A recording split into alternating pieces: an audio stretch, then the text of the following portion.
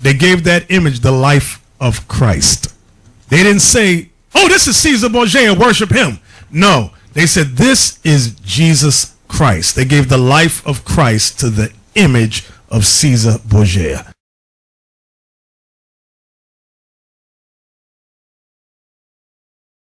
That the image of the beast should both speak. Now, how does that image speak? Give me the next video. Give me that video. This is how that image speaks. It goes back to Esau's technology, their science. Yep. I guess they're gonna block us too. Let me just jump ahead. Go ahead to like just skip ahead. Let me see something. Today, in your hearing,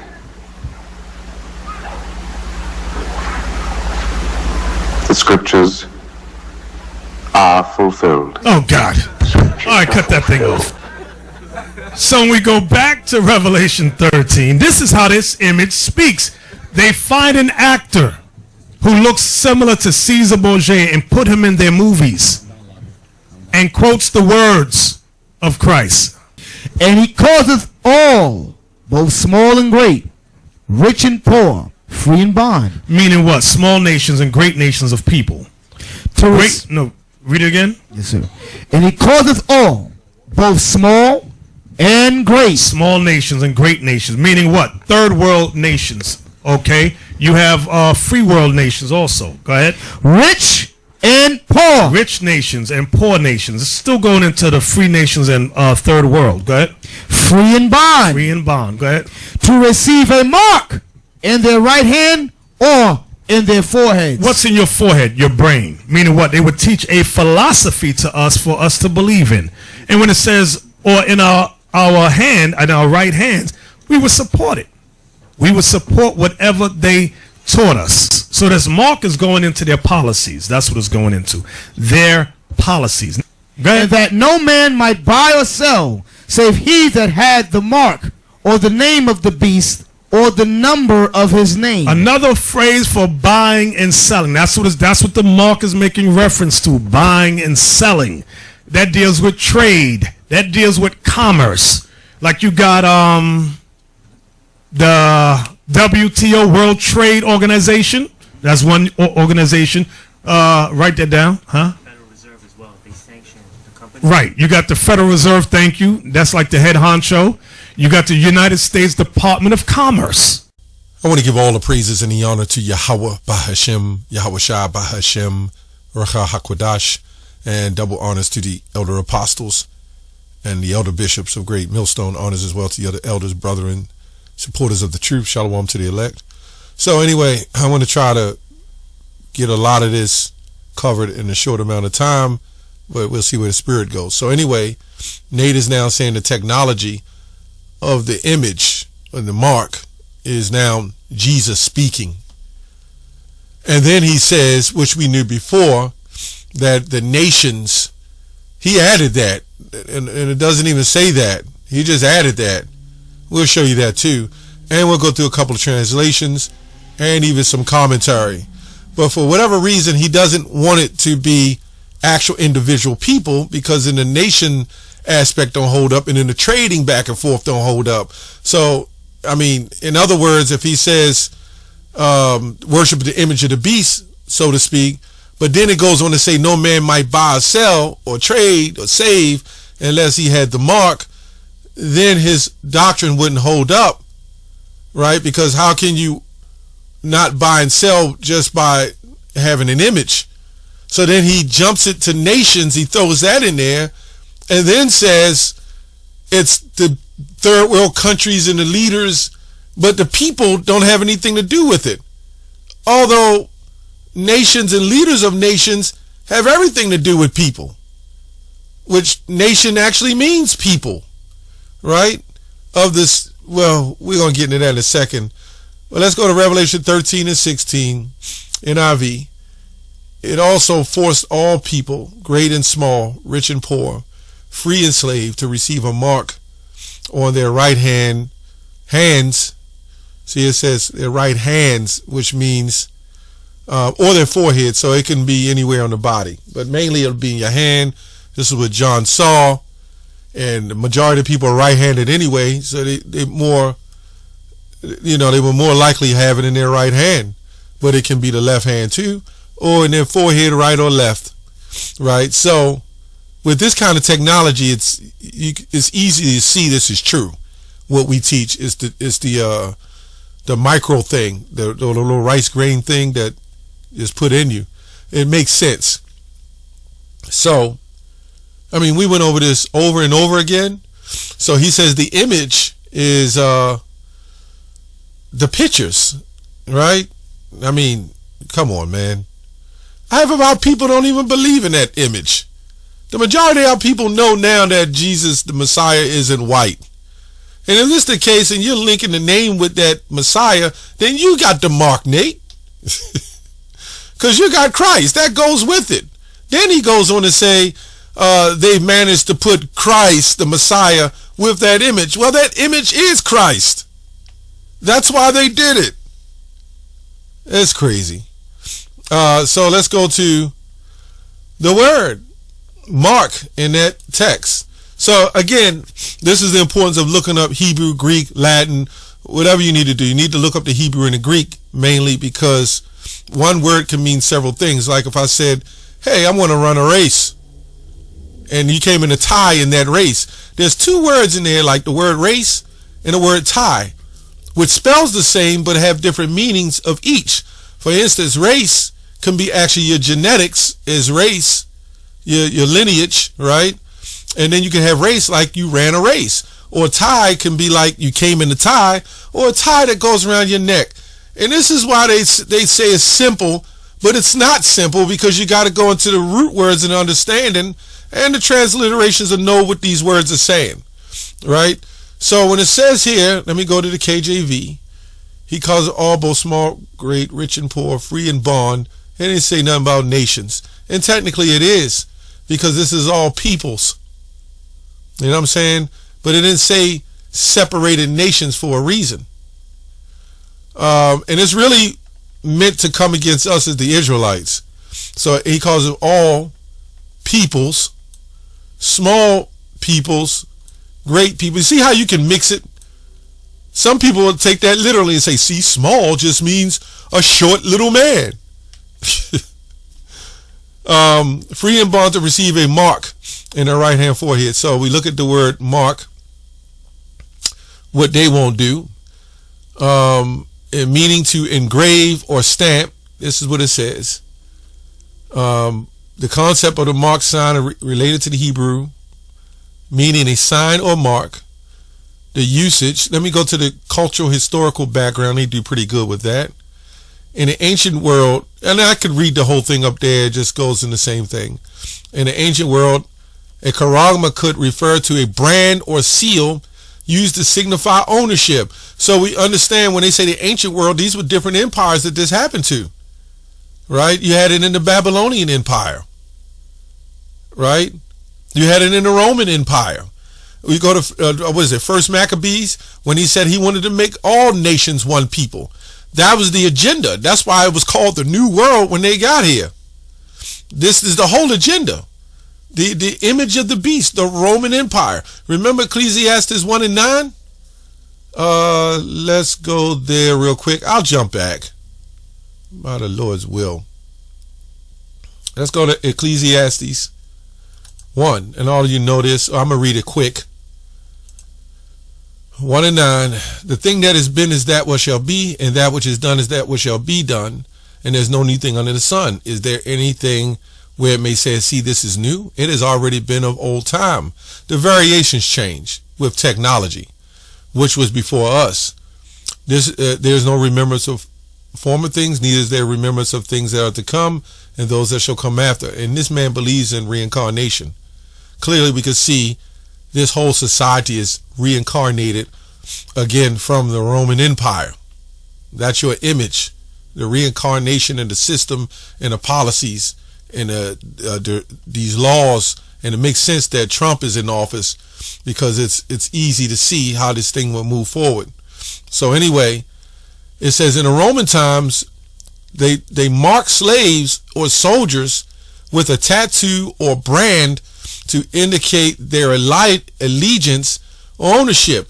The only difference now with the technology, now they got a satellite called GOD, and it's called Global Orbiting Device. They actually call it God. So now it's all infused in your money, right? The technology is here. The information is here. And this is all of the Most High's technology, this is still low-level technology according to the Most High, but it's here. And in this technology, you would be shut on and off. I mean, it makes sense. And I remember that group, One Body. They said, well, how's all the money going to get on that little chip on your credit card? Makes no sense. Why? Because that chip is nothing but a transponder. I mean, you have the chip, but there's a transponder to go into the account and pull money's out. And you can clearly see it's simple because now it's all digital. I mean, you could do it from your cell phone. I wonder how big the chip is in your cell phone. You'd be surprised. Anyway, the cultural practice provides backdrop or understood as symbolic. Use the charagma in Revelation, where it represents a spiritual political allegiance. You see, so that's the conspiracy, so to speak. It says engraved, seal used by engraved or die. So we get to that point. So let's go to the Barnes. Right, this is the Barnes. He causes all, both small and great, rich and poor, free and bond, to receive a mark in their right hands. The word here rendered mark, charagma. See, this is why you got to go into the word. There's a bunch of Israelite groups saying that this is it's spiritual, it's your thought pattern and process. Then in that logic of thinking, now you can take any word you want and apply it to any damn thing without any root cause of understanding of the word. Now, the Lord said he's not an author of confusion. So now when somebody, as I made the example, now when I talk about race, now we ain't got to worry about my genealogy or lineage. Now we can apply race to a race car track or a marathon. And isn't that confusing? Because the understanding of that word has to be understood to know what you're talking about. But not these guys. They won't look that up. It says it only occurs one time in the New Testament. Right. So you have English, which is one of the worst languages. This is why you got to understand it. You got to go into the words. So really this word mark, it says it only refers one time in the New Testament, the book of Acts, in the New Testament, except in the book of Acts 17:29, where it is rendered graven. Well, let's go there real quick.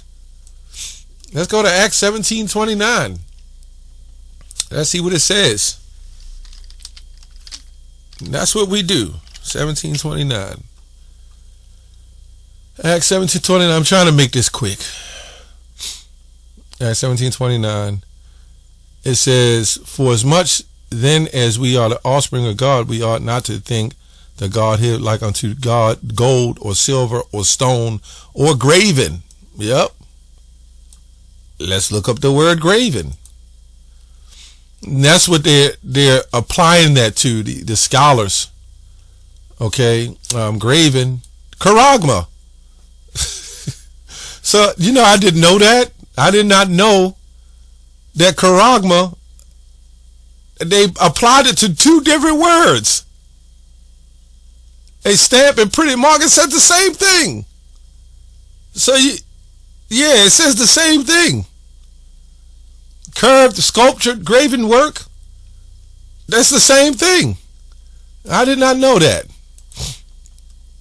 So when you see the word graven, they applied charagma to engraven, to the word graven, which they could have said to receive a graven in their right hand and forehead. So the Lord allowed that just to trick these guys up. Isn't that something? That's crazy. In the common practice of Roman, That's why when you do videos and you keep doing videos, you know, you get sharp as you go along, because you're learning. I'm learning too. I'm sure maybe brothers brought that out. I don't know. This is new to me. The cultural practice provide backdrop. The symbolic charagma represents spiritual. Okay, back down here. Graven, engraven, or die stamp. So let's go. Let's go to nations. Well, I was going to go there. It just means a people. And really, let's go here. Let's go to nations, because he said it's nations. That's what it say. Nations, it says, a large group of people with a common ancestry, a language, birth rank, descendants, relatives of a homeland, a stock, a breed, stock, or species, race of people or tribe. So this thing is geared directly towards you Israelites. That's what Revelation 7 and 9 goes into as well. Multitudes, kindreds, peoples, and tongues. That word people, kindreds, they pretty much, and even the tongues, they pretty much go hand in hand with the force of the sentence. So let's go back here. And I'm pretty much through this. Let's go to Revelation, Old Bible, one of my favorites, John Wycliffe, 1382. This is what it said. This is what probably should have been in the KJV, but through translations, they just put the word mark in there, knowing that mark can mean several different things. It says, and he shall make all small and great, rich and poor, free men and bondmen to have a character. Character is spelled without the H, right? Real quick. In their right hand on the foreheads, that no man shall buy or either sell, but then they shall have the character, either the name of the beast, either the number of his name. So we go here, put the word character in. Let's see what it says.